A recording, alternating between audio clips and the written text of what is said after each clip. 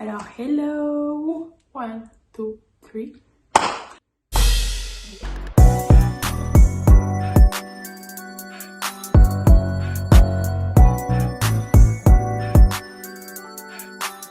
Bienvenue sur la chaîne de Kylie. Coucou les amis, j'espère que vous allez bien. On poursuit pour la nouvelle vidéo.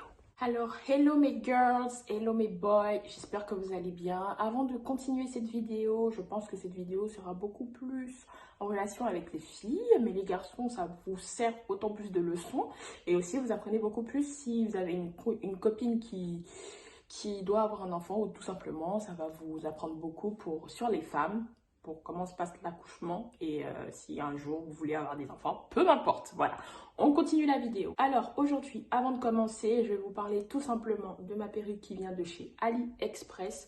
C'est une ancienne perruque, donc je ne pourrais pas vous donner de détails sur celle-là, mais je peux tout simplement vous dire qu'elle vient de chez AliExpress parce que j'ai eu beaucoup de demandes là-dessus sur Instagram. C'est moi-même qui l'ai coupée, mais elle n'était pas aussi courte de base.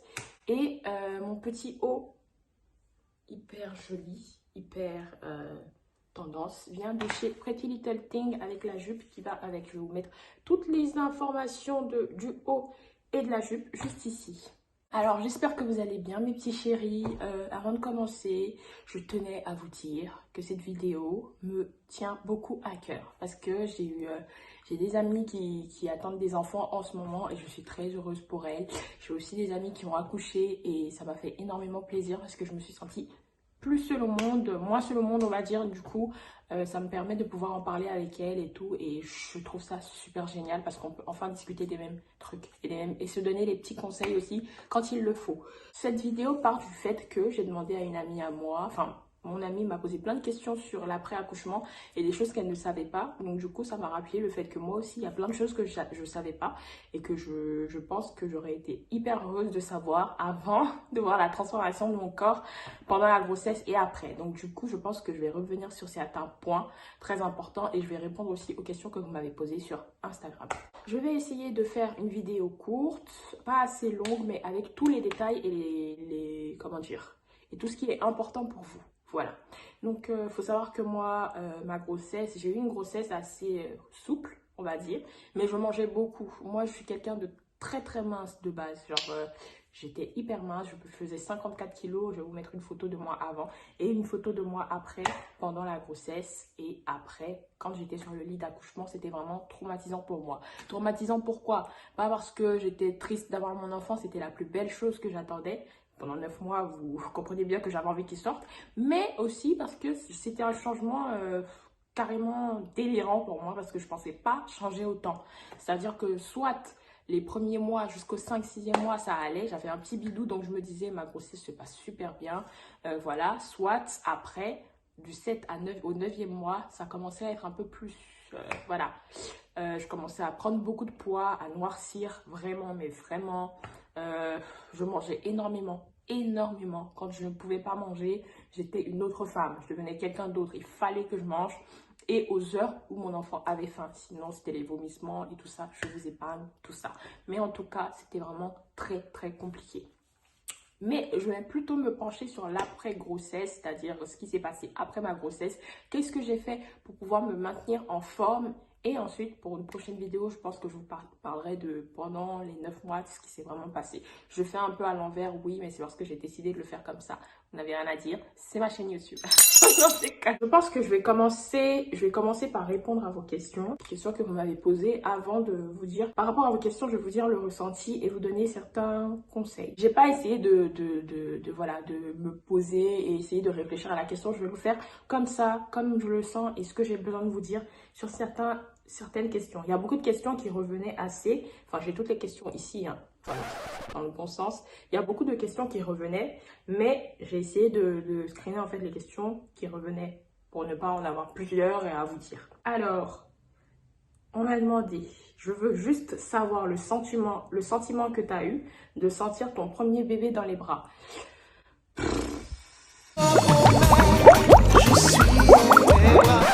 C'est ce que je me suis dit. En fait, je vais vous mettre une vidéo de mon accouchement, de quand il est sorti et que je l'ai eu dans les bras. Et là, ta place dans la famille, mon chouchou. Ça va ça va vous dire, ça va vous montrer exactement tout mon ressenti. Et je pense que vous allez aussi couler les larmes comme je les ai coulées. Je pensais pas être hyper émotif à ce moment-là parce que faut savoir que moi, je suis quelqu'un de très émotif, mais sur des sujets lambda. C'est-à-dire regarder un film, ça me fait pleurer, ou voir un enfant triste, ça me fait pleurer. Mais entendre que quelqu'un est mort va pas me faire pleurer. Enfin, je suis un peu bizarre. Et du coup, de me dire que j'allais avoir un enfant, j'étais hyper contente, mais je pensais pas que j'allais pleurer à ce moment-là quand il sortirait et tout. Je pensais que ça allait être normal pour moi, alors que quand il est sorti, c'était... Je me suis sentie femme, en fait. Je me suis sentie une autre personne. Déjà, quand j'ai appris ma grossesse et que j'ai vécu ces 9 mois, là, j'ai eu une autre vision de la femme. Je me suis dit, tous les hommes qui respectent pas la femme, là, franchement, vous n'avez plus rien à me dire. Parce que tout ce qu'on supporte, tout ce qu'on traverse pour avoir notre enfant et l'après-accouchement, je peux vous dire qu'aucun homme ne peut vivre ça. Donc, du coup, vous devez respecter les filles parce que c'est très important. Donc, du coup, j'étais très, très heureuse de voir mon premier enfant. C'est mon tout premier. J'en avais pas d'autres, j'ai jamais été enceinte avant, donc de vivre ça, ça a été vraiment une grande expérience pour moi et de le tenir dans mes bras, oh mon Dieu, quel bonheur, j'étais vraiment heureuse. Je pense que ce bonheur-là, je peux pas le décrire. Faut regarder la vidéo et ensuite vous verrez que y a pas de mots en fait.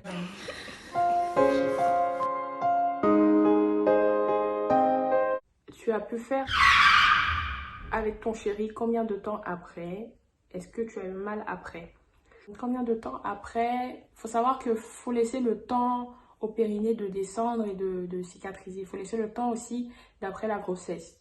Vous avez pas, il y a quelqu'un qui a vécu quand même 9 mois dans votre ventre. Il y a beaucoup de choses qui se sont passées en 9 mois. Et il faut qu'après les 9 mois, vous laissiez un temps d'adaptation à votre corps, de se réhabituer à se dire qu'il n'y a personne à l'intérieur, il n'y a que vous. Donc du coup, ça prend du temps. Moi, par exemple, on a eu beaucoup de chance. J'appelle ça de la chance parce que ça aurait été beaucoup plus compliqué s'il était à côté de moi. On a eu de la chance qu'on ait été séparés pendant cette période parce qu'on était... il habitait en Italie et moi en France, donc du coup, on ne se voyait pas trop à cause de son boulot. Mais pendant cette période-là, il est venu. Il venait, mais très rarement, tu vois. Donc, du coup, 2, 3, 4 mois après, j'ai pu partir, le rejoindre. Et c'est là qu'on a eu nos premiers rapports. Ça m'a pas fait mal, mais j'appréhendais beaucoup. J'appréhendais beaucoup cette première fois. Parce que ça, pour moi, c'était un renouveau. Il faut savoir que ton corps, il change après. Il y a des choses que tu n'étais pas habitué à avoir et que tu as. Genre, moi, j'avais le ventre hyper noir. Je me sentais vraiment pas bien à cette époque-là. J'avais le ventre hyper noir. J'avais un trait au milieu du ventre. Je vais vous montrer des photos de mon ventre quand mon fils est sorti. J'ai mis du temps à me réadapter à mon nouveau corps, à me dire que je dois prendre du temps avant de redevenir comme avant. Donc du coup, j'avais pas forcément cette idée-là d'avoir des rapports avec mon homme. Et je pense que lui aussi, parce que après ça, il m'a aussi dit que ça lui faisait un peu peur de me toucher ou d'avoir envie de faire des rapports parce qu'il avait peur tout simplement que j'ai mal. Mais quand ça s'est passé, je n'ai pas du tout eu mal en fait. C'était juste, bon voilà, c'est comme quand vous avez votre première fois. Vous n'allez pas saigner, mais voilà, c'est comme une première fois, mais après le corps s'habitue et tu te rends même pas compte en fait, tout simplement. C'est le avant de le faire, tu appréhendes, tu as peur parce que tu as vécu quelque chose avant. Mais sinon, ça passe crème. Les règles arrivent direct. Alors les règles n'arrivent pas directement. Les règles prennent du temps à venir. Moi, par exemple, ça dépend. Moi, j'ai eu une pilule qui m'a beaucoup aidée parce que vu que j'allaitais au début mon fils, ça m'a permis de ne pas avoir mes règles directement. Mais il y a des filles, 2 ou 3 mois après, elles ont leurs règles, par exemple. Mais moi, ça a pris du temps à cause de ma pilule. J'avais une pilule d'allaitement, donc du coup, j'ai pas vu mes règles de suite. Je les ai vues bien après. Et encore, quand je les ai vues, ils venaient pas des masses, quoi. Il y en avait un peu, mais pas beaucoup. C'était supportable. Évidemment que pendant que vous êtes enceinte, vous n'avez pas de règles, hein. Vous n'avez pas de règles, vous n'avez rien qui vient. Parce qu'il y a le bébé qui est dans votre ventre. Plus de contractions. Une fois que le bébé il est sorti, plus rien. Il n'y a plus de contractions, il n'y a plus rien. Une fois que le bébé est dehors, voilà. En fait, votre ventre, il se dégonfle. C'est pour ça, dû au fait qu'il n'y a plus rien à l'intérieur, le ventre, il se dégonfle. Et du coup, vous avez de la masse qui reste. Vous voyez? Mais il faut prendre le temps que le périnée descende avant que vous puissiez retrouver votre corps. Il faut que vous puissiez faire descendre le périnée avant de pouvoir recommencer le sport ou recommencer à penser à utiliser des gaines, par exemple, pour pouvoir arranger votre ventre. Mais tout vient par étapes, tout vient petit à petit. Le plus difficile, c'est de se dire que le corps va changer, mais avec du temps. Alors que quand tu es dans cette situation-là, tu veux qu'il change directement, en fait. Tu n'as pas envie d'attendre. C'est ça le plus dur. C'est pas que tu... Parce que tu sais au fond que tu vas pas rester comme ça toute ta vie. Mais ça prend du temps. Comment faire pour faire partir le ventre et les vergetures? Ça, c'est une question qui m'est beaucoup revenue. Comment moi j'ai fait? Heureusement d'ailleurs qu'après 2 semaines, parce qu'au début je me suis occupée de mon fils toute seule, après 2 semaines ma belle-mère est arrivée. Et là ça a été beaucoup plus simple pour moi parce qu'elle m'a montré quelques manières de faire que je ne savais pas. Et je pense que ça aurait été plus compliqué pour moi si je n'avais pas eu ces manières-là. Donc je vais vous en parler pour les filles qui se retrouvent dans des situations comme moi, seules, loin de leurs proches, loin de leurs parents et en étant enceinte et ne savant pas quoi faire. Alors tout simplement au début, après 2 semaines donc, quand elle est arrivée, elle avait une espèce de pagne. Pour ceux qui ne connaissent pas le pagne, c'est un tissu en fait qu'on a beaucoup en Afrique. Mais vous pouvez utiliser aussi une longue serviette ou un long linge, vous voyez, que vous allez prendre. Et au lieu d'utiliser une gaine, vous allez l'attacher autour du ventre. Ça va vous permettre de serrer le ventre, mais serrer le plus possible. C'est-à-dire que il faut que votre ventre il soit rentré, quitte à ne pas même respirer. Il faut le faire, en fait, si vous voulez vraiment perdre votre ventre. Et quand vous faites ça, vous le faites du matin au soir. C'est-à-dire que quand vous attachez le matin, vous vous habillez, vous ne l'enlevez pas jusqu'au soir. Voilà. Vous dormez avec si vous voulez. Le lendemain, vous refaites pareil. Vous vous laissez détendre, vous mangez, vous attachez. Vous le faites pendant au moins 1 mois ou 2 mois. Tous les soirs, vous prenez de l'eau très chaude. Vous faites bouillir de l'eau au feu. Vous prenez encore une autre serviette, une petite. Et si vous avez quelqu'un à côté ou vous-même, vous massez votre ventre. Même si c'est chaud, il faut le mettre. Parce que la plupart du temps, moi par exemple, j'ai eu le ventre hyper noir avec le trait au milieu. J'ai eu le ventre mais vraiment noir. J'avais jamais vu mon ventre comme ça. Et pour que ça finisse, il faut faire ça en fait. Pour aider votre périnée justement à guérir. Donc vous massez le ventre, vous massez avec de l'eau chaude et la petite serviette. Tous les soirs, vous le faites. Ensuite, beaucoup de beurre de karité. Se pommader avec du beurre de karité tous les jours. Laissez tomber vos crèmes de la vie quotidienne, beurre de karité. Ensuite, tous les jours, tous les soirs, quand vous finissez, non, le matin si vous prenez une douche le matin ou le soir si vous prenez une douche, tous les jours avant votre douche, prenez de l'huile rouge, de l'huile de graine. L'huile de graine, vous prenez, vous le mettez partout sur le corps. Huile de graine sur le cou parce que normalement il y a le masque de grossesse. Partout sur le cou, sur tout le corps, vous massez votre ventre, partout, toutes les parties que vous avez besoin. Et ensuite, vous laissez pendant 1 minute avant de vous laver et de vous débarouiller. Vous le faites matin et soir. En plus de ça, vous avez aussi du citron que vous passez sur le cou et sur les parties noires. Pour celles qui n'ont pas envie d'avoir de vergetures quand elles sont enceintes, tout simplement beurre de karité, c'est la meilleure des solutions. Parce que en plus de ça, les autres marques, moi personnellement, ça m'est pas du tout allé. Il n'y a que le beurre de karité qui a fonctionné. Mais vous allez quand même, il y en a qui en ont quand même 2 ou 3 qui sortent, mais ce n'est pas alarmant. Pour celles qui veulent perdre les 2 ou 3 qui sortent, il y a un produit qu'une amie m'a conseillé. Je n'ai pas encore acheté, mais je vais le tester.